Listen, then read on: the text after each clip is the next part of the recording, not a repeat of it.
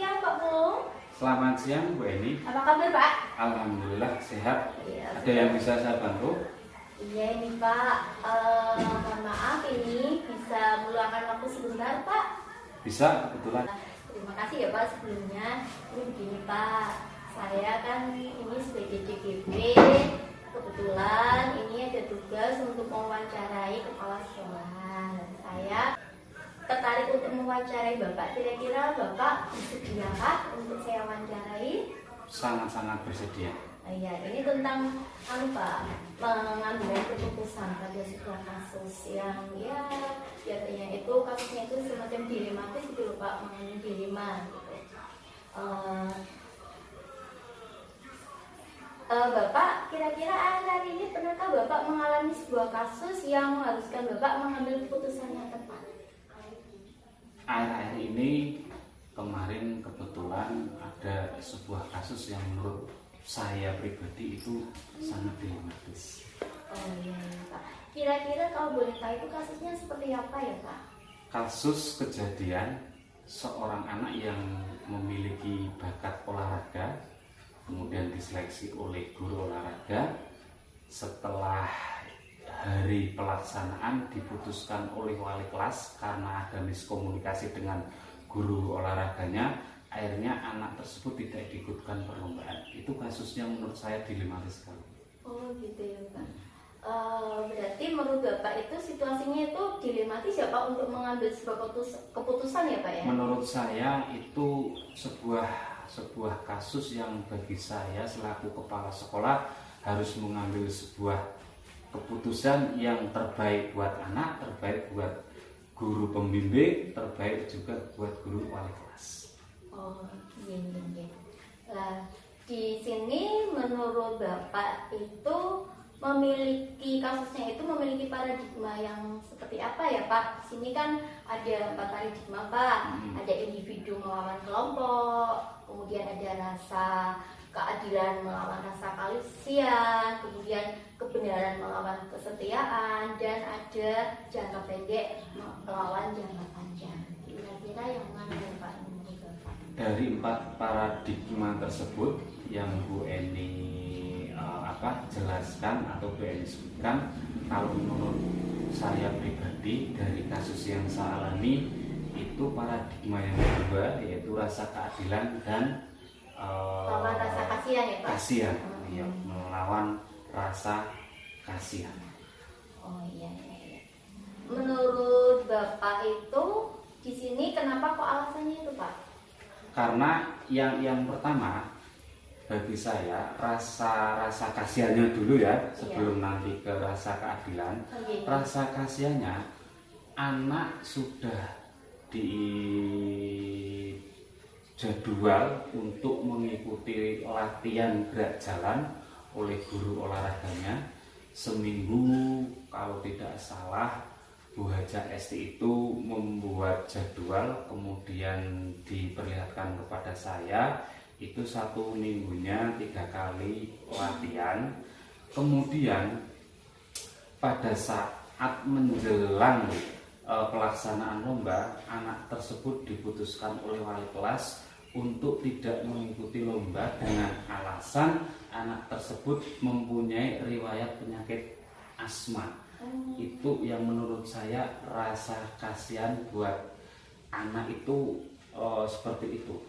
Kasihan sekali sudah mengikuti latihan, kemudian pada saat hari pelaksanaan diputuskan tidak ikut karena terjadi tadi dari awal saya jelaskan miskomunikasi antara guru olahraga dan wali kelas. Akhirnya anak tersebut tidak diikutkan untuk mengikuti lomba gerak jalan. Itu dilihat dari sisi kasihannya.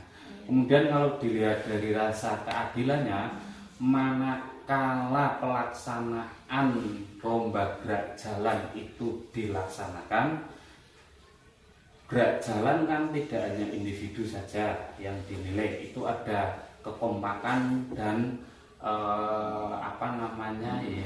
kelompok daripada kerjasama daripada kelompok tersebut. Buat tim gitu ya Pak ya? Betul. Ketika terjadi suatu kejadian yang tidak terduga, contoh anak tersebut pingsan di tengah jalan. Oh, iya. Akhirnya kan penilaian daripada Dewan Juri dan teman-teman yang lain yang namanya berjalan tadi butuh kekompakan, akhirnya didiskualifikasi. Akhirnya anak-anak tersebut mengatakan, lah akhirnya kita didiskualifikasi dengan adanya kejadian si Fatan itu pingsan begitu. Itu rasa keadilannya tidak ada. Maka dari itu prinsip yang saya lakukan adalah paradigma yang kedua itu rasa keadilan dan kasihan. Itu menurut pandangan saya seperti itu Bu Eni, kalau memilih paradigmanya. Oh iya Pak. Terus kira-kira ini prinsip apa ya yang digunakan sebagai dasar pengambilan keputusan Bapak tadi? Kan di sini ada prinsip berpikir berbasis hasil akhir, kemudian berpikir berbasis peraturan, dan berpikir rasa peduli. Kalau prinsip, menurut saya dari 3 pilihan prinsip tersebut mengacu pada kasus yang saya alami, itu sesuai dengan yang ketiga itu menurut saya. Berpikir rasa peduli ya Pak? Berpikir rasa peduli. Keputusan seperti apa yang Bapak ambil saat itu? Keputusan yang saya ambil waktu dilapori oleh guru olahraga dan guru wali kelas terkait dengan kasus tadi, keputusan yang saya ambil adalah yang pertama, sebelum saya memberi keputusan itu antara guru olahraga dan wali kelas saya panggil, kemudian menceritakan kejadiannya seperti apa, apakah ada unsur-unsur yang kaitannya dengan kejadian kasus tersebut merugikan bagi anak dan bagi guru. Setelah saya analisis dan identifikasi, akhirnya saya memutuskan untuk tetap memberikan kesempatan kepada anak mengikuti lomba gerak jalan, walaupun nanti akhir daripada pelaksanaan gerak jalan hasilnya seperti apa, saya sebagai kepala sekolah harus tetap mempunyai jiwa yang menurut saya itu tidak ada yang dirugikan satu sama lain, sehingga keputusannya anak tetap diikutkan karena kasihan itu tadi sudah mengikuti latihan, kemudian karena memiliki riwayat diputuskan oleh guru wali kelas tidak ikut, saya memutuskan untuk diikutkan lomba. Oh iya, jadi Bapak juga optimis di sini ya Pak, insya Allah nanti pada saat lombanya mungkin semoga tidak terjadi hal-hal yang tidak diinginkan gitu ya Pak. Saya berdoa demikian, dalam artian selaku kepala sekolah ketika ada event-event tertentu kemudian SD saya mengirimkan anak, tetap optimis bahwa saya mengirim anak-anak tersebut yang terbaik, insya Allah optimis saya selaku kepala sekolah. Ya, sekali ya Pak ya. Kemudian langkah-langkah atau prosedur seperti apa sih yang Bapak ambil dalam mengambil sebuah keputusan itu pada saat yang sifatnya dilematis? Langkah-langkah yang pertama, saya identifikasi dulu kasusnya. Identifikasi ya Pak. Identifikasi. Setelah diidentifikasi kasusnya, saya membuat sebuah rangkuman atau catatan kecil, di mana rangkuman tersebut yang nantinya untuk saya sampaikan kepada si anak, kemudian kepada guru olahraga dan guru wali kelas, guru kelasnya, supaya tidak terjadi yang namanya chaos. Chaos itu artinya tidak ada hasil yang terbaik bagi anak dan gurunya. Berarti dicari jalan yang terbaik.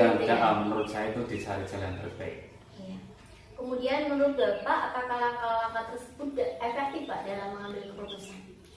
Kalau menurut saya, langkah-langkah yang saya lakukan tadi, yaitu diidentifikasi, dianalisa, itu sangat-sangat efektif sekali. Menurut saya sangat efektif.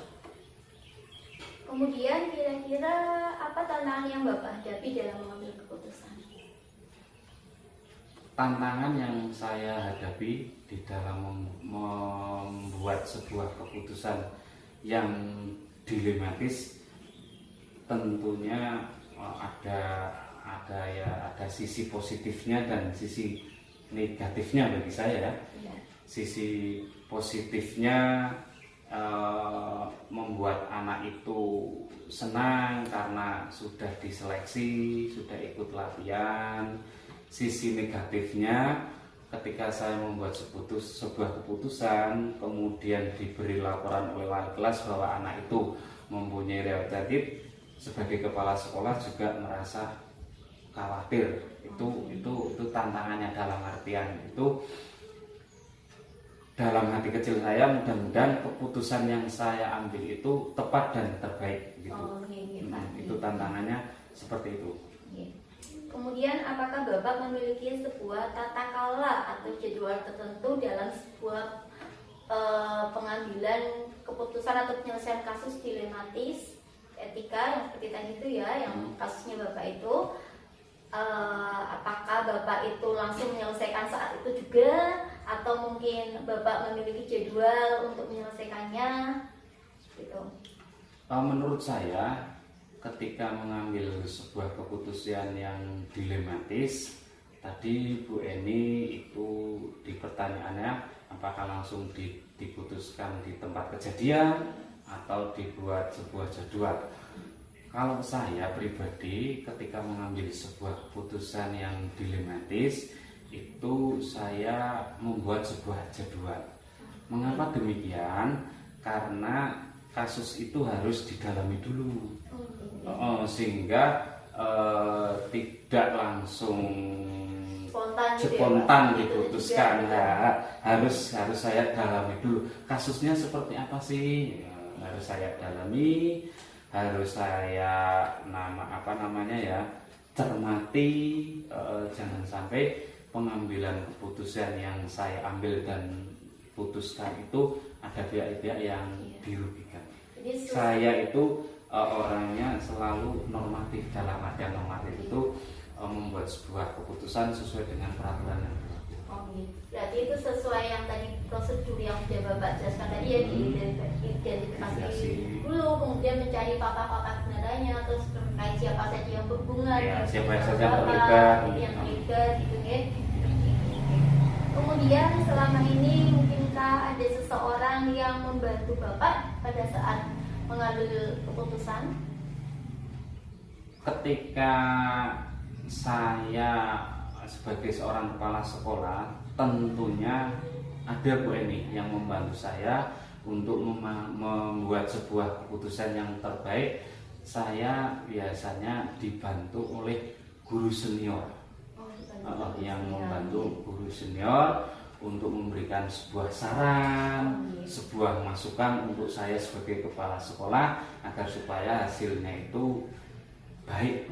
Iya, berarti ada komunikasi atau berkolaborasi dengan guru senior, tidak ikut sendiri, tidak otoriter gitu sebenarnya. Iya, betul. Iya.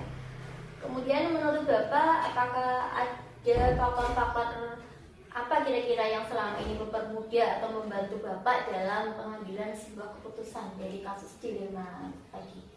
Faktor-faktor yang untuk mempermudah dalam mengambil sebuah keputusan yang sifatnya dilematis, menurut saya yang pertama adalah faktor individu, kemudian faktor di lapangan itu seperti apa anaknya dan lain sebagainya. Kemudian yang tidak kalah penting adalah faktor di mana saya harus minta keterangan dari guru kelas ke guru olahraga, maksudnya guru olahraga, wali kelas dan anak langsung. Ketika ketiga pihak tadi sudah dimintai keterangan, baru saya membuat sebuah. Itu faktor yang sangat penting. Minta keterangan. Mensinkronkan gitu ya Pak, biar tidak tidak dari satu sisi ceritanya saja gitu ya. Betul. Kemudian dari semua hal yang telah Bapak sampaikan tadi, kira-kira pembelajaran apa yang dapat Bapak petik dari pengalaman Bapak saat mengambil keputusan dilema? Jadi sebagai seorang kepala sekolah harus memiliki sifat yang bijaksana, harus memiliki rasa asah asih dan asuh, kemudian harus memiliki sifat yang adil, di mana itu merupakan bagian yang tidak terpisahkan demi kemajuan dan demi kebaikan sekolah yang saya pimpin. Jadi hikmahnya adalah saya sebagai seorang kepala sekolah di dalam mengambil sebuah keputusan harus dengan hati yang katakanlah benar-benar tidak menimbulkan gejolak, tidak menimbulkan permasalahan. Intinya adalah saya harus bijaksana. Itu hikmah yang saya ambil dari sebuah kasus yang saya alami tadi. Terima kasih sekali ya Pak ya. Ini Bapak sungguh luar biasa di sini Pak. Terima kasih Bu Eni. Bapak kepala sekolah sangat bijaksana dan juga tidak otoriter, selalu berkolaborasi untuk mengambil keputusan ya. Jadi kemudian tadi dengan dicari fakta-faktanya, identifikasi dan lain siapa yang Twitter dan lain itu ya Pak ya. Gitu. Ya, terima kasih sekali Pak. Saya kira ini cukup dari saya wawancaranya. Saya mengucapkan banyak terima kasih atas kesediaan waktu Bapak untuk diwawancarai. Pak, saya kira cukup dulu ya Pak. Saya mohon pamit. Saya juga ada keperluan juga di sekolah. Terima kasih Pak. Terima kasih Bu Eni. Selamat siang ya Pak ya. Mohon maaf ya. Assalamualaikum. Waalaikumsalam. Assalamualaikum. Waalaikumsalam. Monggo Binara Bu Eni. Selamat pagi Pak. Selamat pagi. Mohon maaf ini mengganggu waktunya Pak Wawan. Oh tidak apa-apa. Monggo. Pripun? Kedatangan saya kemari ingin melakukan wawancara sama Pak Wawan jika Pak Wawan bersedia. Nggih, monggo silakan. Oke. Meluangkan waktunya bersedia ya Pak ya? Bersedia sekali. Ya, beberapa pertanyaan nanti ini Pak yang harus Pak Wawan jawab. Oke. Cara tentang pengambilan keputusan. Oke. Selama ini bagaimana sih cara Pak Wawan mengidentifikasi kasus-kasus yang merupakan dilema etika atau bujukan moral? Oh, nggih. Jadi kan memang selama ini kan banyak, tentunya dalam perjalanan saya memimpin di sekolah ini ada beberapa kasus atau beberapa permasalahan yang saya temui. Caranya untuk melihat itu kasus yang dilema etika atau bujukan moral tentunya dilihat dari permasalahannya. Kalau ada dua kepentingan yang sama-sama benar, itu bisa jadi itu adalah dilema etika. Tapi kalau yang satu salah kemudian yang satu di sisi lain itu benar, berarti itu termasuk bujukan moral seperti itu. Gitu ya, Pak ya. Kemudian selama ini bagaimana sih Bapak menjalankan pengambilan keputusan di sekolah, terutama kasus-kasus tadi yang dimana ada dua kepentingan yang sama-sama benar atau sama-sama mengandung nilai kebajikan? Selama ini tentunya dalam saya mengambil keputusan melalui tahapan-tahapan, tentunya juga butuh waktu. Yang secara mudahnya ya itu saya tentunya mengidentifikasi dulu penyebab dari permasalahan itu apa, kemudian saya identifikasi dampaknya atau sebab akibatnya. Setelah itu saya membuka ruang diskusi pada orang lain untuk memperoleh masukan-masukan sebelum saya mengambil sebuah keputusan. Setelah itu baru pada tahapan pengambilan keputusan. Apakah akhir-akhir ini Bapak pernah menghadapi sebuah kasus yang mengharuskan Bapak mengambil keputusan yang tepat?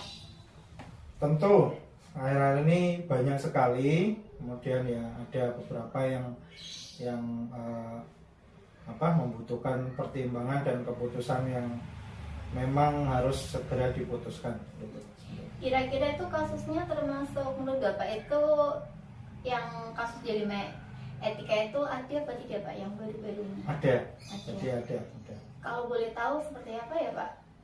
Jadi waktu itu awal pelajaran tahun baru di sini kebetulan hanya memiliki 6 ruang kelas. Sedangkan kapasitas murid yang diterima waktu itu kelas 1-nya 28 siswa, sehingga menyebabkan kelasnya itu jumlahnya banyak, peserta didiknya. Secara ideal ada satu kelas yang itu tidak ideal jumlahnya, yaitu sekitar 39, dan itu terjadi di kelas 3. Saat itu saya menghadapi suatu dilema. Dilemanya dalam artian kalau saya tetap paksakan kelas ini menjadi satu, karena anaknya kan sekarang bertambah besar, tentu ruang geraknya juga terbatas, gurunya kesulitan, tentu akan menyulitkan semuanya. Namun di sisi lain saya tidak punya kelas untuk membuka ruang kelas baru untuk memecah ini. Jadi itu dilemanya seperti itu. Menurut Bapak itu kasus tersebut itu memiliki paradigma seperti apa ya Pak? Kan ada paradigma individu melawan kelompok, kemudian paradigma rasa keadilan lawan rasa kasihan, kemudian kebenaran lawan kesetiaan, dan jangka pendek lawan jangka panjang. Kira-kira dari 4 itu termasuk yang mana ya Pak, paradigma yang mana? Sebetulnya banyak itu masuk, tapi yang lebih utama adalah keadilan melawan rasa kasihan. Jadi tadi kasusnya juga belum saya utarakan sepenuhnya. Waktu itu saya mengambil keputusan untuk memecah kelas tersebut menjadi 2 rombel. Namun yang satu rombel ini saya masukkan atau saya bukakan atau diadakan di perpustakaan. Itu menyebabkan perpustakaan kita tidak berfungsi secara optimal. Dan itu beban bagi saya, karena itu sebuah dilema. Karena apa? Di SD Brondong ini pernah meraih juara perpustakaan tingkat kabupaten. Ketika saya putuskan itu, maka ada sebuah dilema kan begitu. Antara saya harus mengorbankan kepentingan literasi atau harus memilih berpihak pada murid. Nah, itu termasuk paradigma apa? Yang pertama adalah individu lawan kelompok. Individu dalam artian ini sekolah sebagai suatu individu institusi.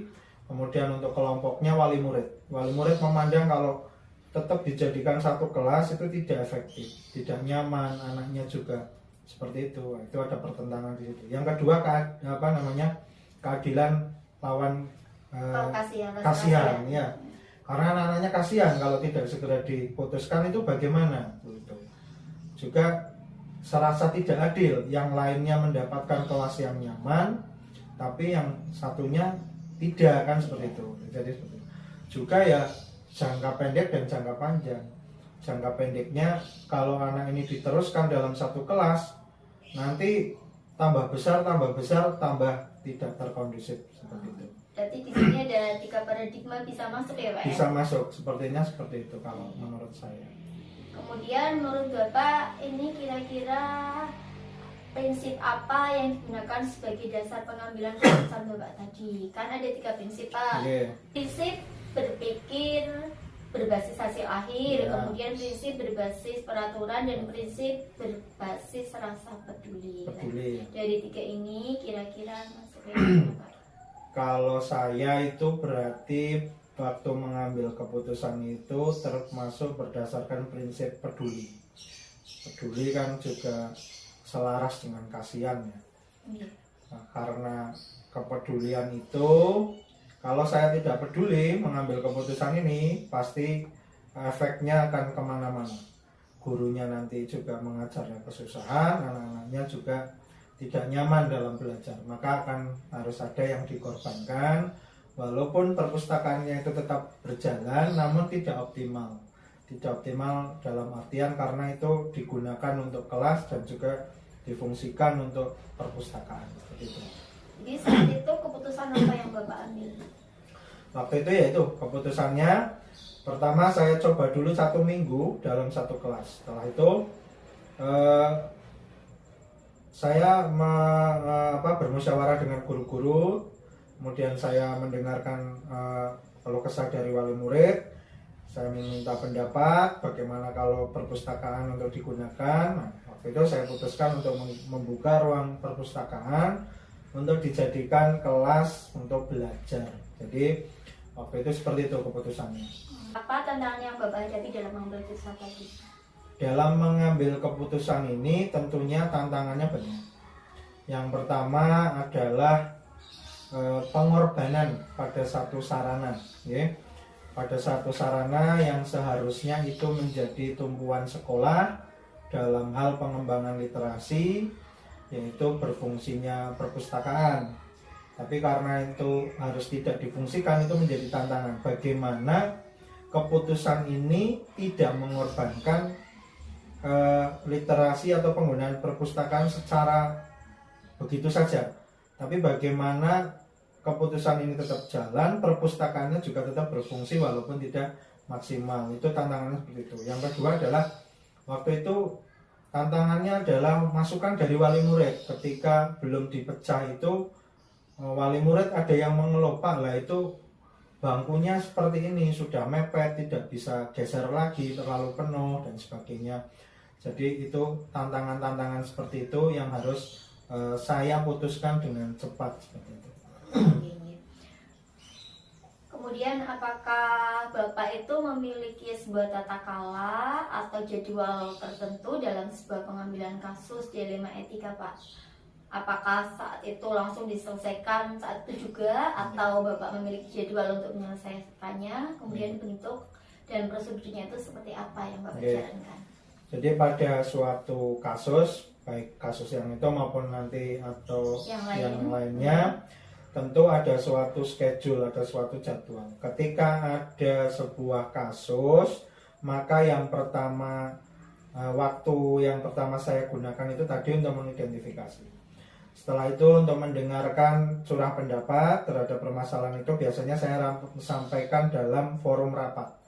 Forum rapat, kemudian saya mencoba menjalin komunikasi apabila ini kasusnya berhubungan dengan wali murid ataupun berhubungan dengan murid itu sendiri, maka saya menyerap aspirasi mereka, menyerap pendapat-pendapat mereka. Itu waktunya pasti terjadwal. Setelah identifikasi, kemudian mendengarkan pendapat sampai menjadi keputusan, itu butuh waktu seperti itu. Ya, apakah pada saat itu Bapak juga melakukan pernah enggak pengujian benar atau salah pada saat kasus yang Bapak hadapi? Kalau ada suatu permasalahan itu biasanya ya pernah ketika kasus ini ada, kemudian saya lihat dulu aturannya. Nah, peraturannya bagaimana? Apakah melanggar apa tidak? Ketika sudah melanggar terhadap legalitas atau peraturan yang menyangkut dengan hukum, maka itu sudah benar atau salah, seperti itu.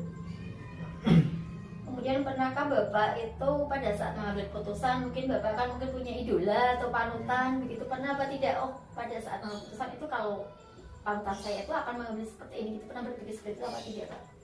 Kalau berpikir seperti itu pernah. Saya berandai-andai ya. Iya. Seandainya di sekolah ini kok dipimpin oleh kepala sekolah panutan saya, apakah akan bertindak seperti yang sama?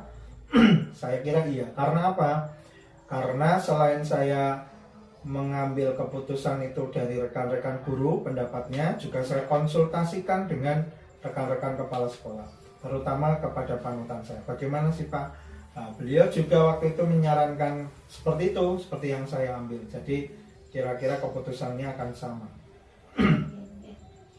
Pernah juga apa tidak, misalkan pada saat itu, misalkan kayak kasus tadi Bapak tiba-tiba saat itu menemukan ide yang tiba-tiba, oh itu spontan gitu Pak? Ya.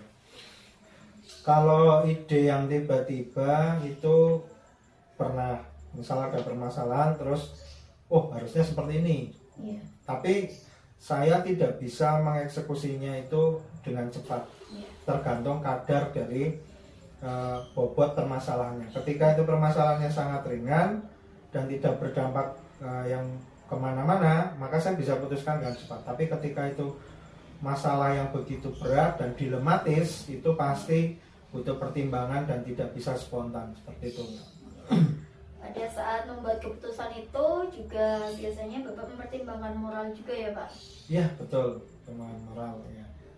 Terus pernahkah pada saat Bapak sudah membuat keputusan, kemudian Bapak melihat lagi keputusan tersebut dan merefleksikannya Pak? Iya, jadi setelah saya mengambil keputusan, tentu pasti setelah itu dilaksanakan, tentu nanti pasti di hati itu ada perasaan yang mana sisi dilematis itu muncul kembali. Aduh, kok seperti itu, kok saya mengambil keputusan seperti itu, lalu dampaknya ini bagaimana ya saya mengatasi akibat dari keputusan itu. Saya selalu merefleksikan itu untuk meninjau kembali, kemudian saya tanyakan kembali perkembangannya kepada rekan-rekan guru. Ini sudah berjalan sekian minggu, bagaimana kira-kira apa tetap dilanjutkan atau tidak. Namun kembali lagi, refleksi itu tentunya pada akhirnya adalah tujuannya kita melihat dampak yang baiknya, bukan dampak dari efek yang tidak baiknya. Dampak efek tidak baiknya itu ketika masih ada solusi, saya kira tidak masalah. Tapi ya refleksi selalu saya lakukan untuk menguji benar-benar keputusan saya itu betul. Pada saat pengambilan keputusan biasanya Bapak itu dibantu oleh siapa? Mungkin ada orang yang membantu? Ya, kalau saya tentunya dari rekan guru-guru, terutama guru-guru yang senior, yang saya anggap tuakan di sini, yang memiliki pengalaman dan mengerti kondisi lingkungan sekolah lebih dari saya. Itu yang pertama. Yang kedua, tentu pada sesama rekan kepala sekolah. Kita biasa saling sharing sesama rekan sekolah, baik secara pribadi maupun secara kelompok, ya melalui KKKS, ya, ataupun secara yang lebih sering itu secara pribadi. Saya punya masalah seperti ini, menurut panjenengan bagaimana menyelesaikannya, seperti itu yang membuat saya mempertimbangkan untuk memutuskan sebuah keputusan. Kemudian itu pertanyaan terakhir Pak, dari semua hal yang sudah Bapak sampaikan, kira-kira pembelajaran apa yang Bapak bisa petik dari pengalaman Bapak saat mengambil keputusan dilema etika Pak? Pelajaran yang saya dapat ambil dari pengalaman-pengalaman saya tersebut, yang pertama adalah tidak mudah tergesa-gesa. Itu yang pertama. Kalau ada masalah, tidak mudah tergesa-gesa. Itu juga yang dipesankan oleh KS-KS senior, ya. Jangan tergesa-gesa, ojo kesusu. Yang pertama. Yang kedua adalah identifikasi betul masalahnya. Jangan mendengar hanya pada satu sisi, tapi yang lainnya juga didengarkan. Seperti itu. Kemudian dalam mengambil keputusan juga harus mempertimbangkan opsi-opsi atau pilihan solusi dari orang lain. Seperti itu. Kemudian yang terakhir adalah melakukan refleksi, ya, terhadap keputusan yang sudah diambil. Maka pembelajaran yang bisa saya ambil itu adalah melakukan refleksi, seperti itu. Terima kasih sekali Pak, jawaban Bapak sangat luar biasa. Saya tidak sama-sama. salah pilih ini untuk mewawancarai Pak Pradewan. Terima kasih sekali, karena Bapak saya anggap sebagai kepala sekolah yang sangat kompeten. Biasa saja. Terima kasih sekali Pak, saya mohon pamit. Monggo. Mohon maaf ya Pak ya. Assalamualaikum Pak.